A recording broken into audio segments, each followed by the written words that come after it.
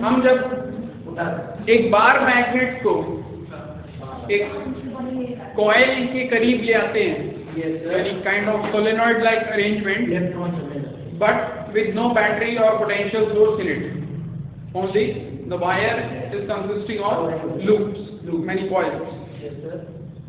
So when we bring a bar magnet, when we were doing that, we were bringing the bar magnet close to the loop and taking it away from the loop.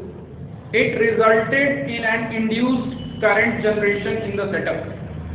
है ना? जब हम एक bar magnet को अपने coil के करीब ले आ रहे थे और दूर ले जा रहे थे, तो उसकी वजह से जो कॉइल है उसमें एक करंट डेवलप हो जा रहा था, जनरेट हो जा रहा था, जिसको हम इंड्यूस्ड करंट का नाम दे रहे थे, और जो पोटेंशियल डिफरेंस डेवलप हो रहा था उसको इंड्यूस्ड ईएमएफ का नाम दे रहे थे। अब वहां पे आपको या तो बार मैग्नेट को आगे पीछे मूव करना पड़ता ताकि फ्लक्स चेंज हो और करंट प्रोड्यूस हो, या फिर आपको कॉइल को मूव करना पड़ता ताकि अगेन फ्लक्स चेंज हो उसके अक्रॉस और करंट प्रोड्यूस हो। अब हम उस सेटअप से बेटर सेटअप पे जाएंगे। यहां हमने क्या कर दिया, एक ही रॉड पे एक तरफ हम इलेक्ट्रोमैग्नेट का अरेंजमेंट बना रखे हैं, जहां पे हमारा वायर है, एक करंट सोर्स है, बैटरी है, एक स्विच है, और हमने यहाँ पे लूप्स दे रखे हैं, लूप्स क्रिएट कर रखे हैं। फिर इस साइड हमने सिर्फ जो है एक लूप का अरेंजमेंट वायर का है, जिससे गैल्वेनोमीटर से कनेक्टेड है। अब जब हम इसमें स्विच ऑन करते हैं तो current will start flowing in the circuit.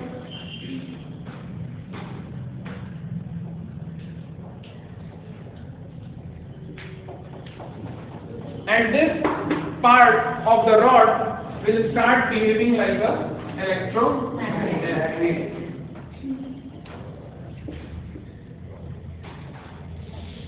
Now, as it has become an electromagnet, it will have a magnetic field around it.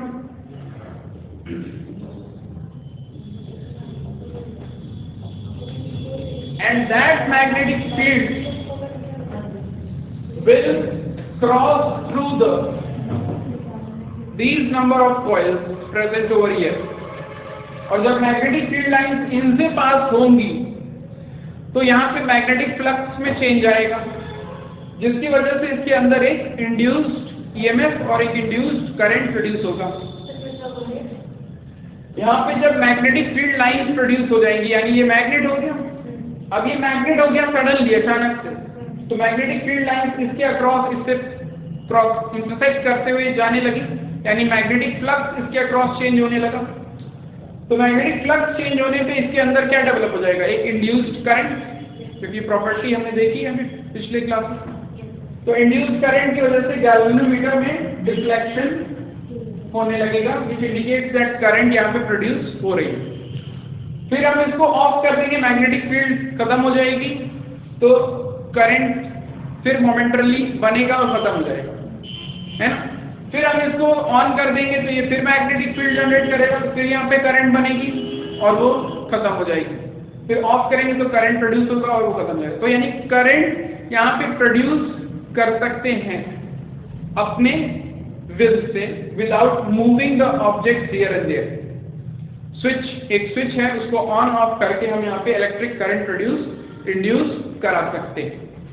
तो ये यहाँ पे अरेंजमेंट दिखा रखा है। प्राइमरी कॉइल इसको बोलते हैं, इसको सेकेंडरी कॉइल बोलते हैं।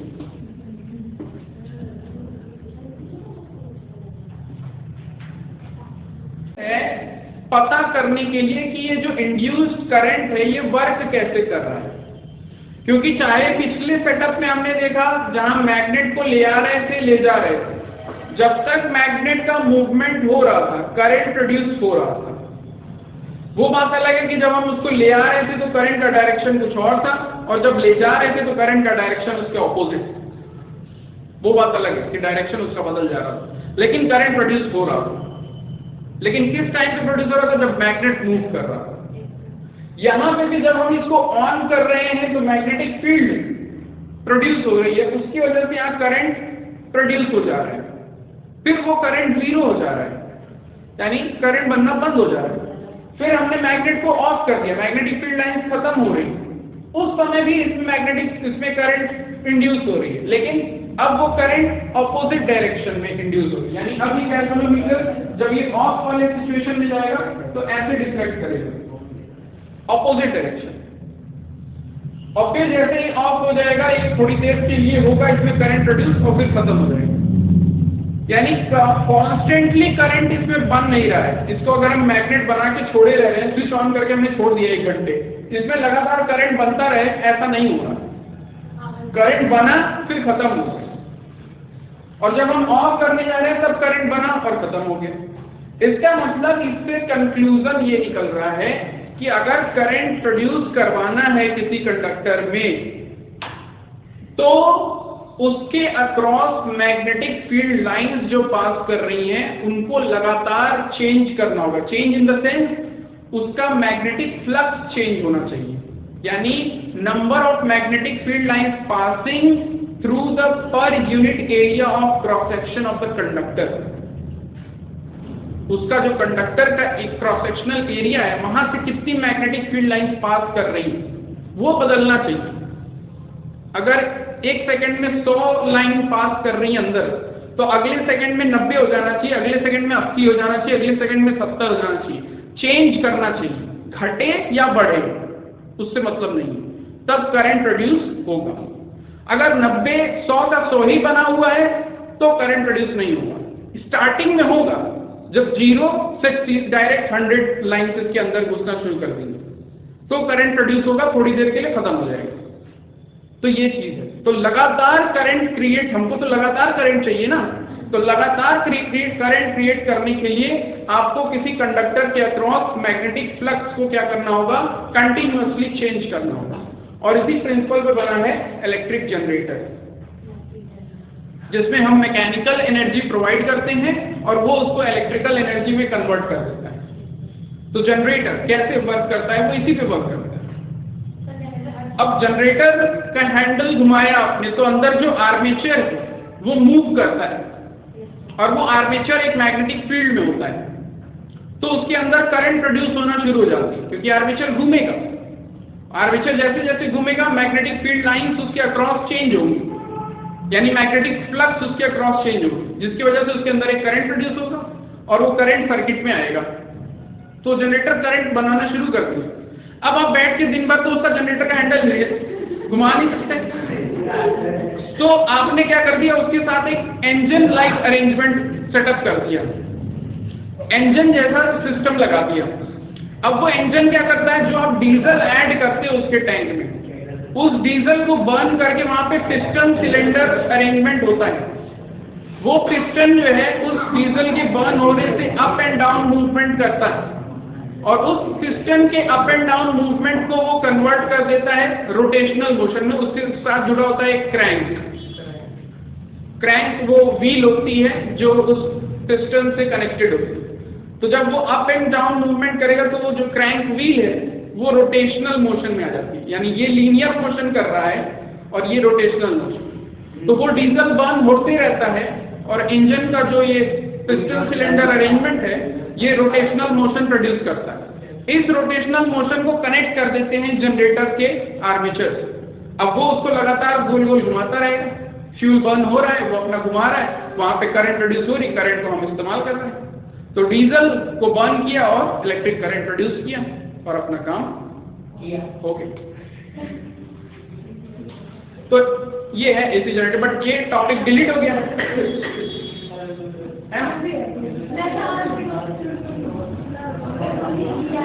इलेक्ट्रिक जनरेटर टॉपिक डिलीट हो गया, तो हम डिटेल में नहीं।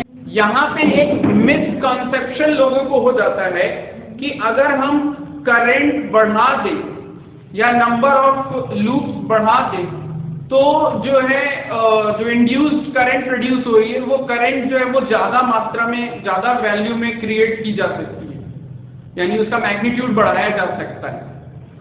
तो ऐसा नहीं है।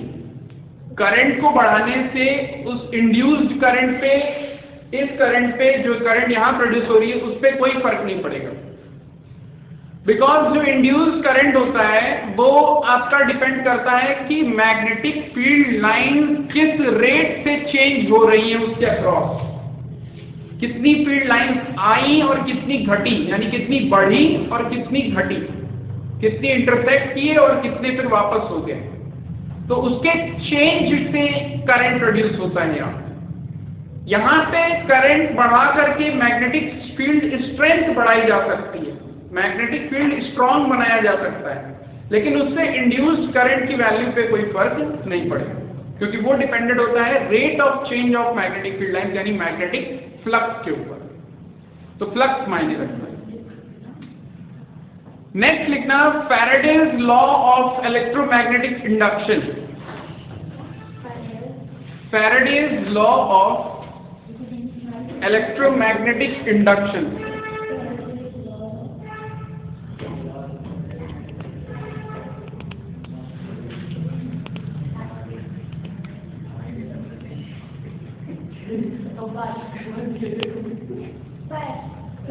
Faraday's law of electromagnetic induction.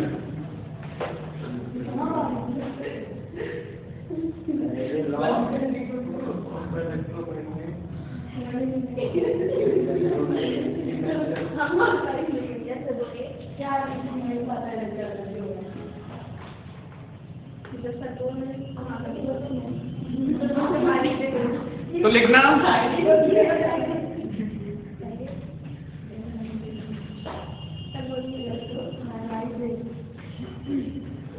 the facts related to the facts related to electromagnetic induction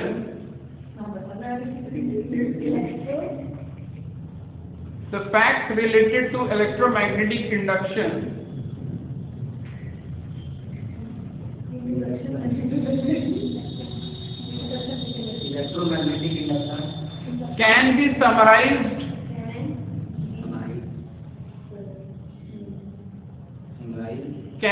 summarized in the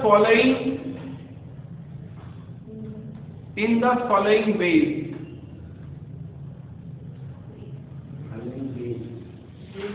Point number 1, a change in the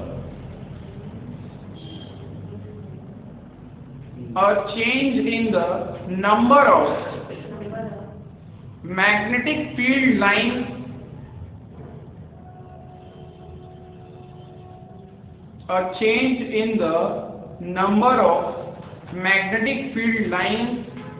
through a loop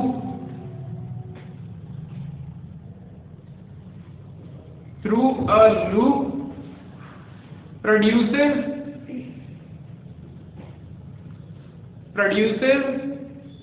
an induced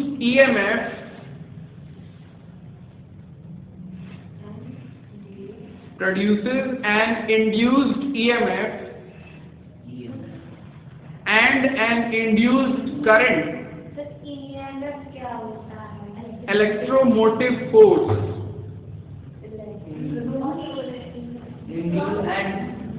induced EMF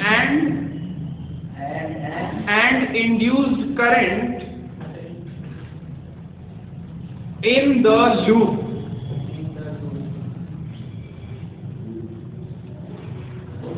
तो इन सारे experiment से fact से summarise करके हम पहला point ये कह सकते हैं कि किसी भी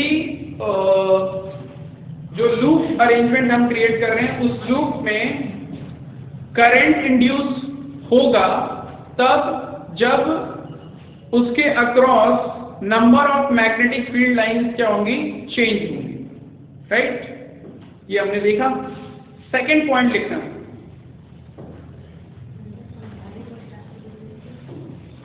second point, the magnitude of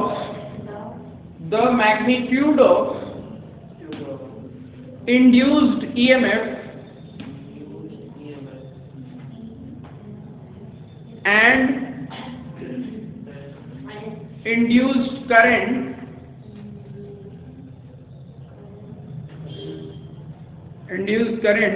depends on the change in the number of magnetic field lines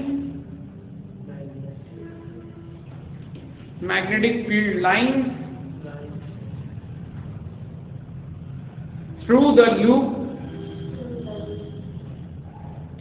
loop with respect to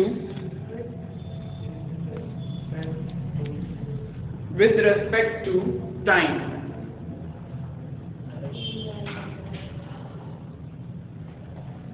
With respect to time.